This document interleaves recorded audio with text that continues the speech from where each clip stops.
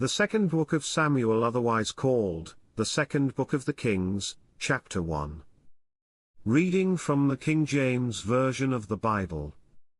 Now it came to pass after the death of Saul, when David was returned from the slaughter of the Amalekites, and David had abode 2 days in Ziklag, it came even to pass on the 3rd day, that, behold, a man came out of the camp from Saul with his clothes rent, and earth upon his head, and so it was, when he came to David, that he fell to the earth, and did obeisance. And David said unto him, From whence comest thou?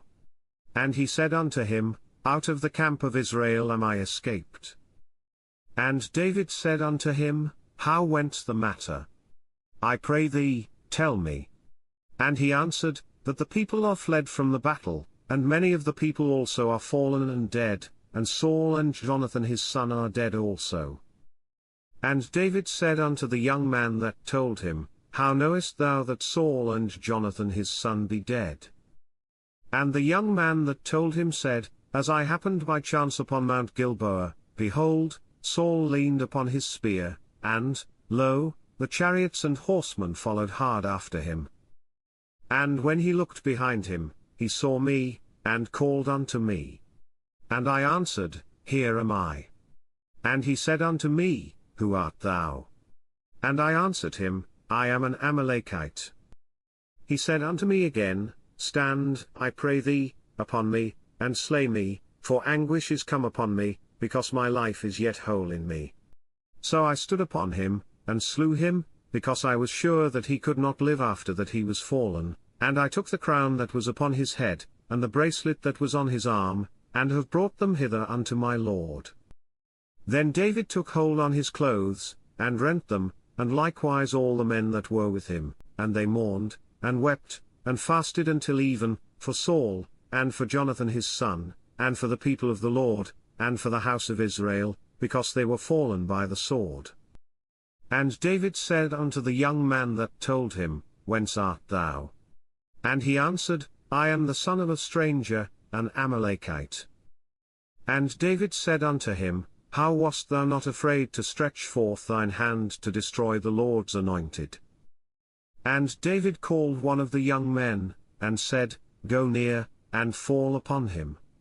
And he smote him that he died.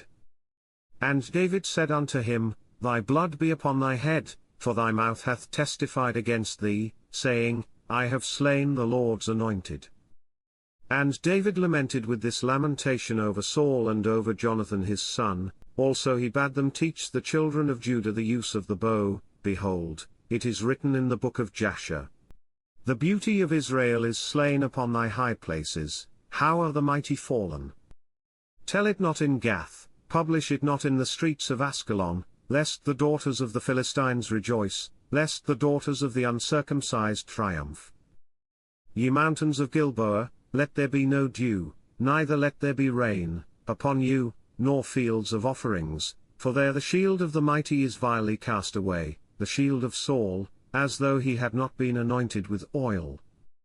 From the blood of the slain, from the fat of the mighty, the bow of Jonathan turned not back, and the sword of Saul returned not empty. Saul and Jonathan were lovely and pleasant in their lives, and in their death they were not divided, they were swifter than eagles, they were stronger than lions. Ye daughters of Israel, weep over Saul, who clothed you in scarlet, with other delights, who put on ornaments of gold upon your apparel. How are the mighty fallen in the midst of the battle? O Jonathan, thou wast slain in thine high places. I am distressed for thee, my brother Jonathan, very pleasant hast thou been unto me, thy love to me was wonderful, passing the love of women. How are the mighty fallen, and the weapons of war perished? This concludes the second book of Samuel, otherwise called, the second book of the Kings, chapter 1. God bless you with love and abundance.